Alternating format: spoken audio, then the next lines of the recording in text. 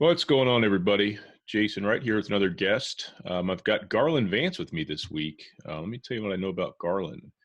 He is an author, he is a speaker, he is a consultant. He's the co-founder of Advanced Leadership. And when he's not talking to awesome people like me and working on his craft, he enjoys reading, walking, watching movies, drinking coffee, hiking in Eastern Tennessee, among other things. Welcome to the podcast, my friend. Hey, glad to be here, Jason. Thanks for having me. No problem. When I saw Eastern Tennessee and coffee, I was like, my kind of guy right there. There you go. And when you combine them together, right, hiking in East Tennessee with a cup of coffee, it's the best. Absolutely. You know, my wife and I, my daughter is just a baby. So this must have been about 6 or 7 years ago. I said, hey, Carmen, let's go down to Eastern Tennessee. It's really close. It's like 4 hours away and it'll be great. She's like, okay. It was like 8 hours away. I don't know where I came up with that, but we got lost and there was like no reception. So I didn't have a GPS. We got this real heavy fog and we're like this little mountain town. And I'm like, where are we? And we ended up, I think, wandering into Pigeon Forge or something like that. But we eventually found it. And we were only there for like one night. And, you know, we were like, if we do this again, not if, but when, we've got to stay for more than one night. So it was 2 long days and beautiful country, though. Something about that bluegrass music and just the fog of the mountains. Good stuff, man.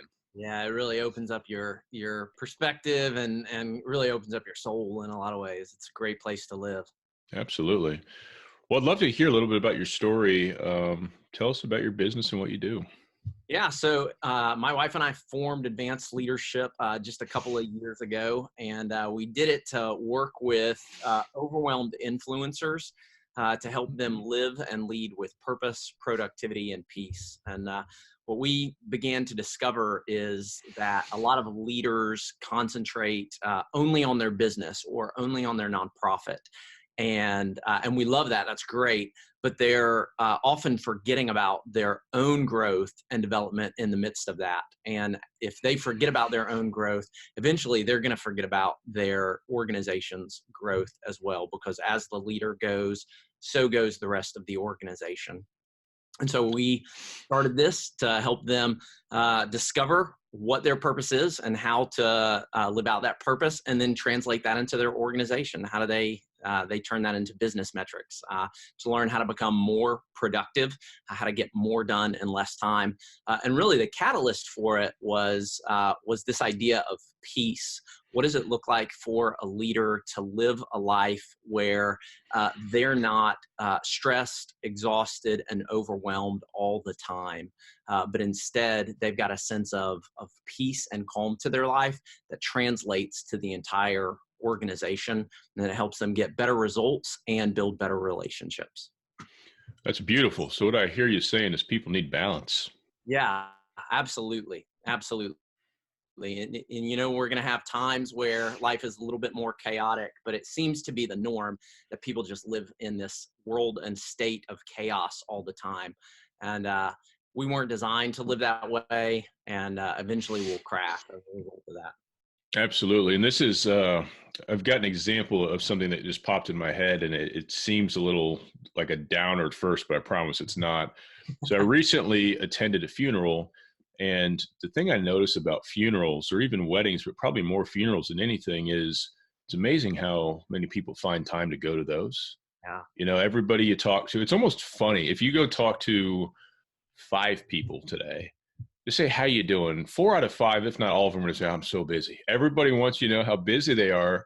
And it's funny because it's like we all have the same amount of time in a day, but even though we may not want to admit it, you know, we choose where we spend that time. You know, when there's that funeral of that loved one or that friend, it's funny how that becomes a priority. And funny, it's the wrong word, but it's interesting how that becomes a priority and everything else that was so important and now, you know, gets in line. So super interesting. Yeah, you are absolutely right. Busyness is that's the standard answer, and yet somehow we find time for those things that are really important to us, and closure is important to us. Kind of on the other end of the spectrum, yesterday, so I've got next door neighbors moving out. Let's see, today's Wednesday, so she'll be gone Sunday, and she's by herself and she's older, so I've been helping her a lot, like heavy lifting and ideas, and just been a lot. It's been a lot of work. She's been there 15 years and she's downsizing. And my wife's like, man, you're giving her a lot of help. And I've had a bathroom that's down for 1 year, that you've been remodeling. And I was like, has it really been a year? She said, it's really been a year. And here's what's sad about that. I have everything I need to finish that bathroom. Mm. So I guess what I'm admitting out loud on the air is I just don't want to do it. Right. Like, I have the toilet, the flooring. We actually have a second bathroom with no sink because I replaced it as well. And I just need to hook up the pipes, and I haven't done that. It's been like 2 months. So Man, sounds like I need to your get those wife is projects your done. wife will not tolerate this for very long. No, I better get those done. So it's priorities. Yeah. Well, beautiful. You and I have talked before on the show and had a great conversation there as well. I'd love to explore the word busyness with you. What does that mean, and why are so many people kind of a victim to that? Yeah. So let me do a little shameless plug here to kind of go for it. Why we're talking about this. So I'm the author of the forthcoming book, Gettin Unbusy, and I apologize for this big, ugly gray streak across the title that just says proof copy. So this Nice. hasn't been released yet. It's coming out August 19th. But beautiful. I'm the author of this book, Gettin Unbusy, and it's 5 steps to kill busyness so that you can live and lead with purpose, productivity, and peace. And that word in the subtitle, 5 steps to kill busyness, is really intentionally chosen because I have come to believe and see from both science and experience that if we don't kill busyness, it's going to kill us. And so what busyness is, to answer your question, right, to get back to that original question, busyness is an overcommitment to too many good commitments. So we live in this really cool, but challenging time in the world. Like if you go back 50 years, 100 years, people didn't have the number of opportunities that we have today. I remember when I was growing up 30 years ago in North Carolina, I was taking piano lessons, and I was on the soccer team and on the basketball team, and I was in theater, but I really wanted to take karate. But there was only one karate studio in all of Western North Carolina that I could find.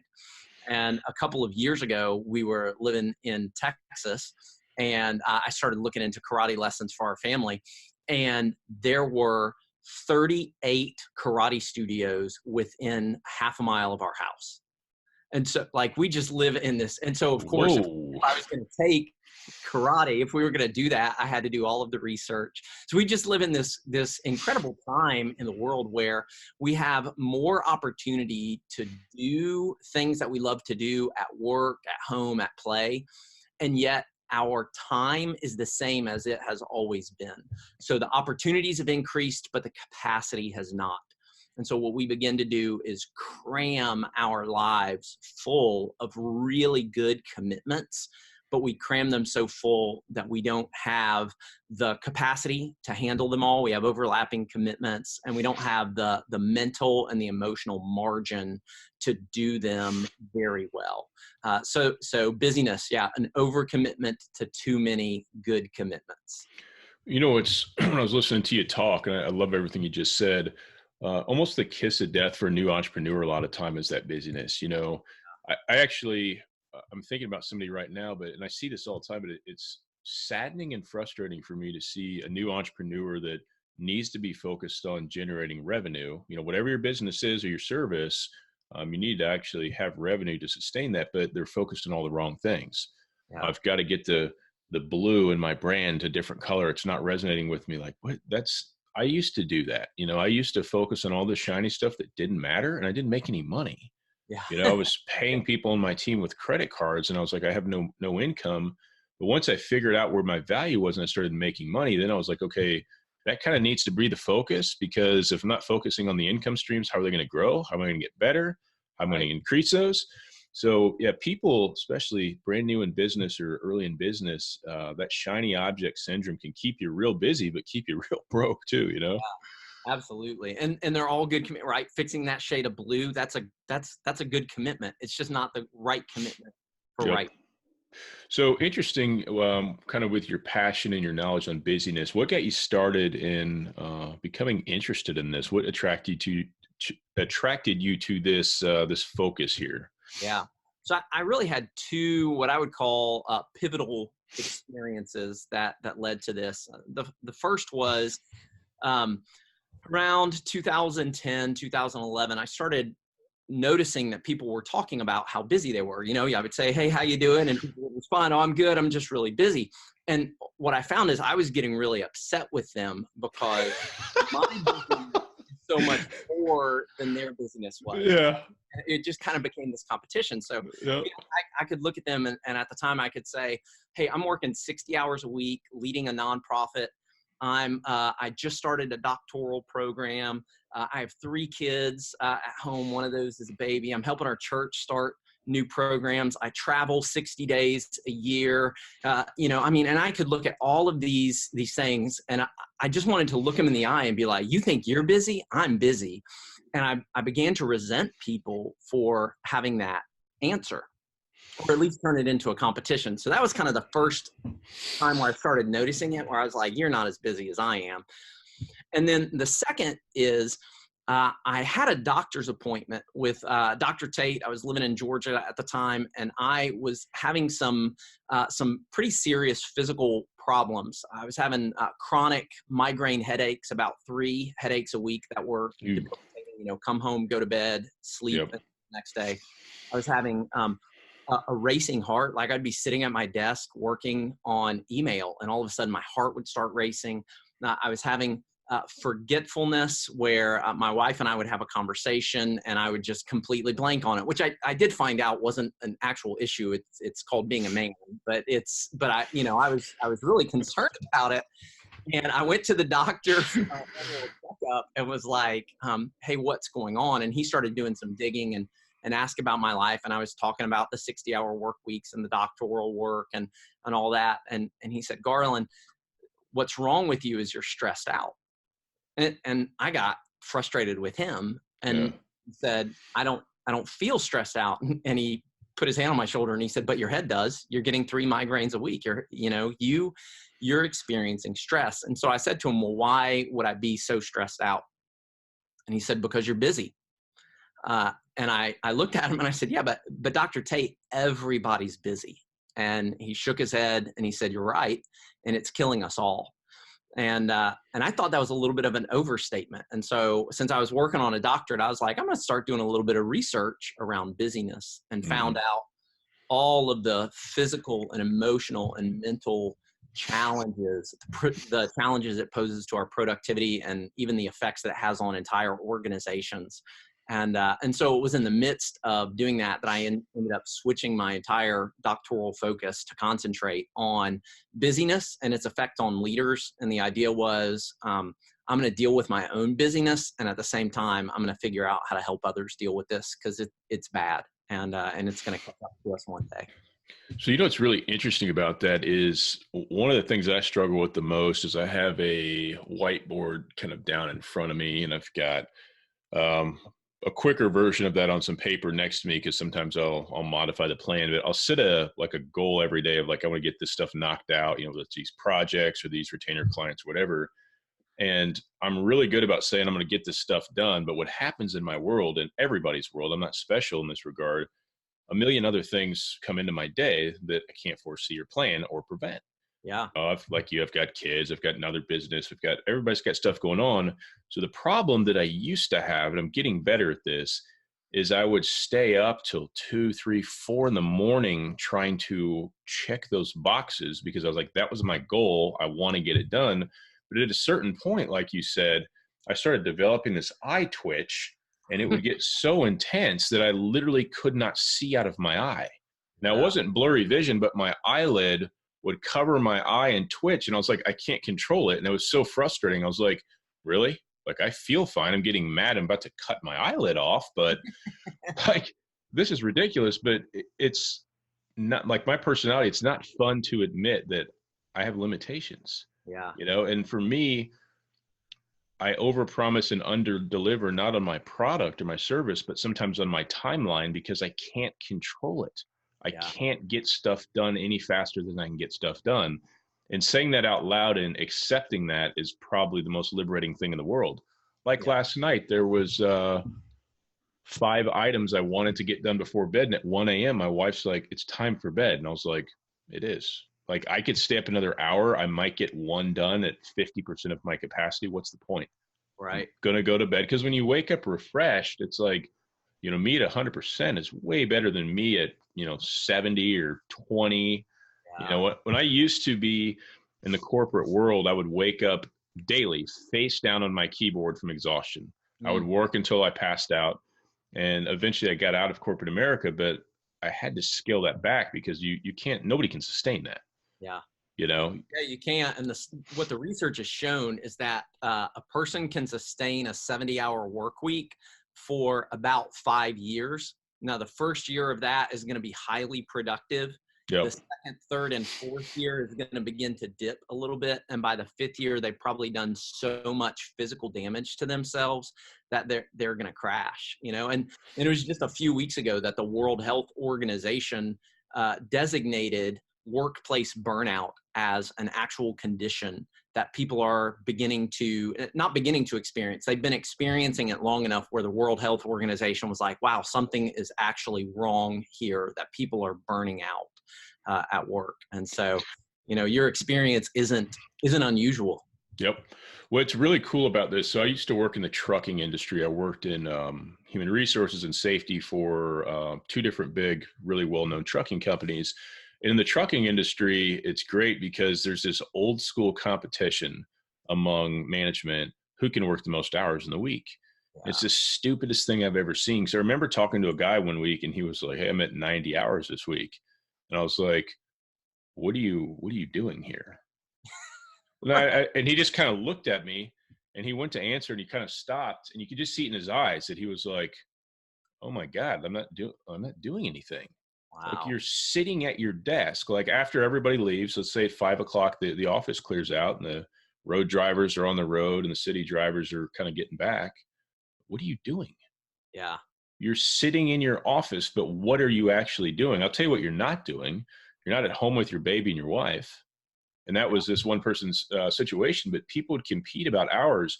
And I would even say like after 10 hours, like I can tell that I start to just become a shell of who I was at the beginning of the day. So is it even really worth it?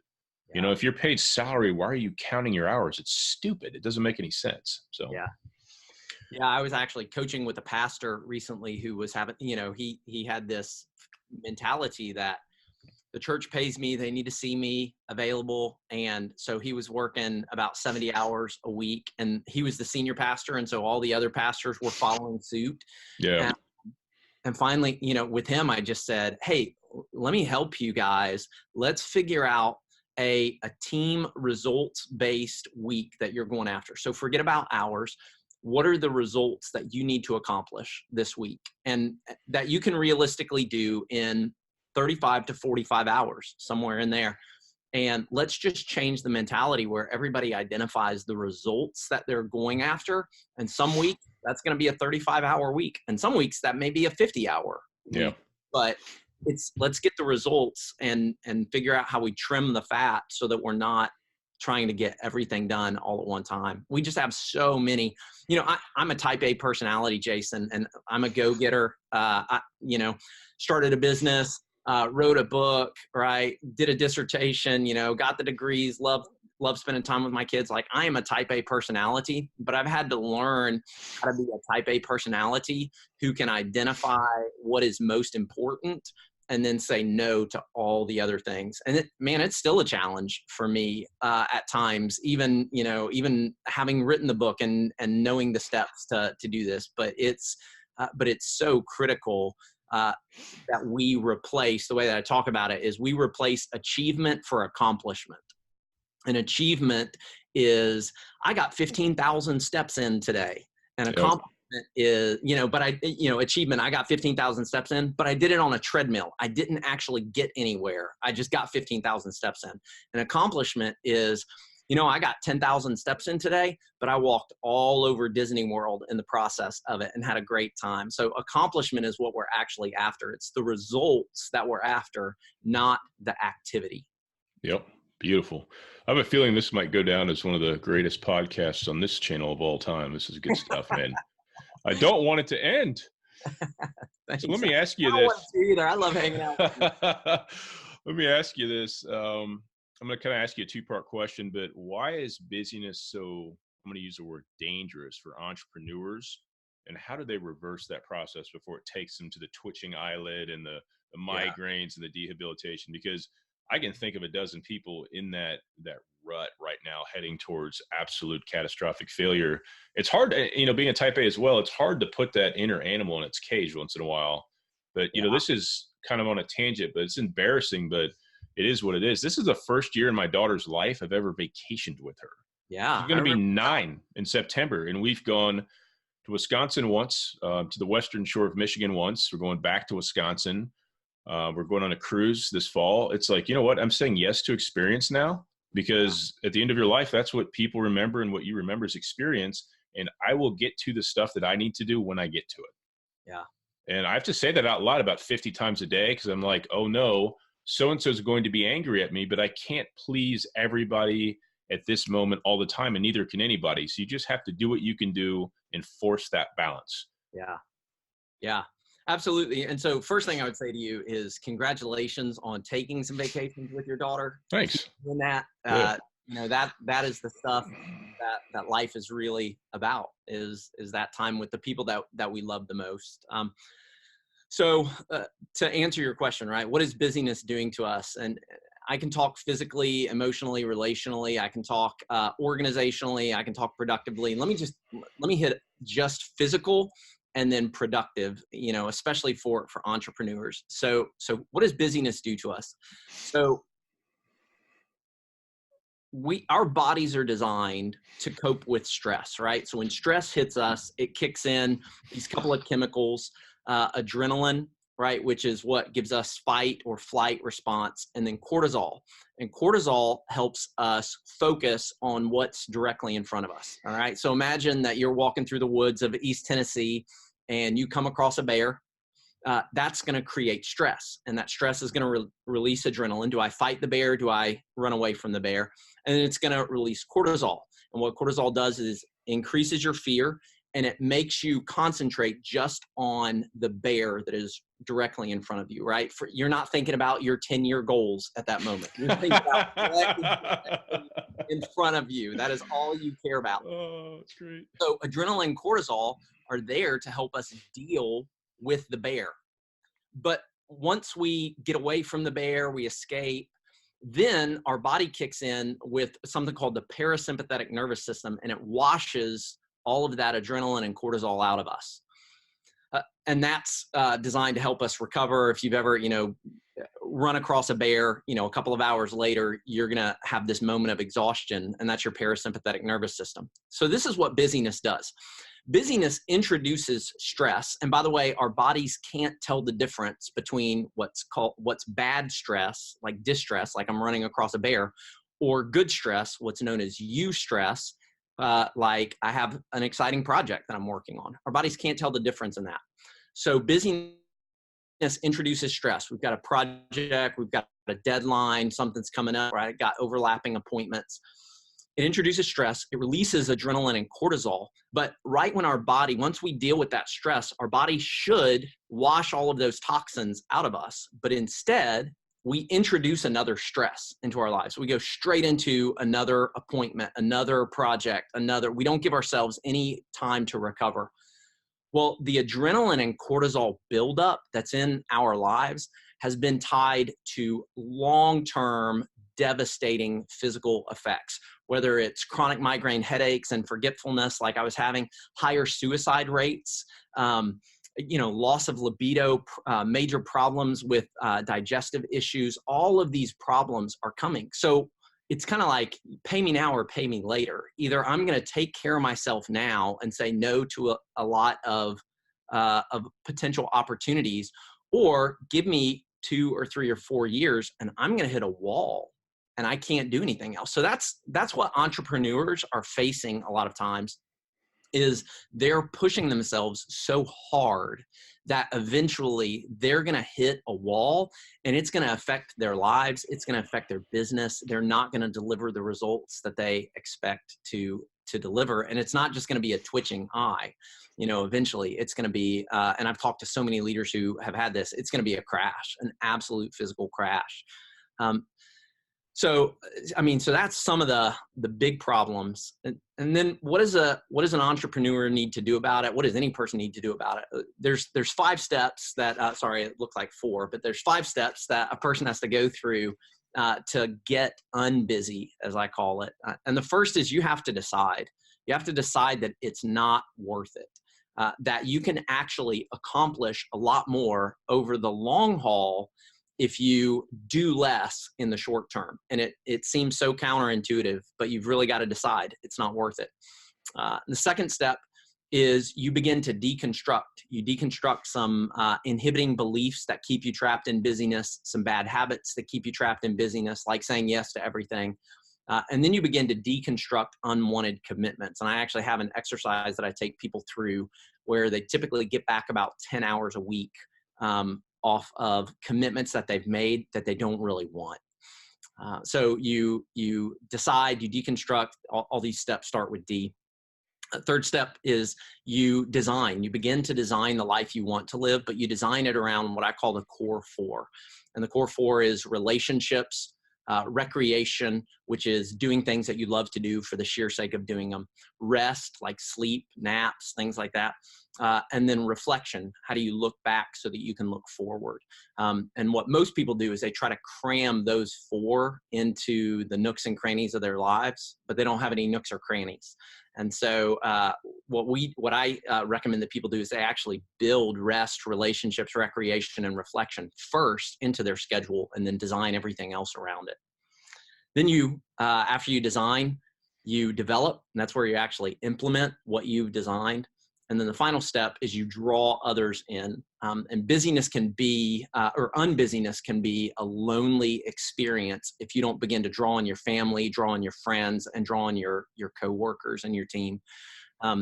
So those are the 5 steps that a person has to go through. Of course, there's lots of little steps in the midst of that, but that's what a person needs to do in order to go from crazy busy to purposeful, productive, and peaceful. Beautiful. Beautiful, beautiful. Well, my next question is, this has been just full of gold, absolutely full of gold. If somebody listening is curious about getting that new book of yours, how do we go about doing that?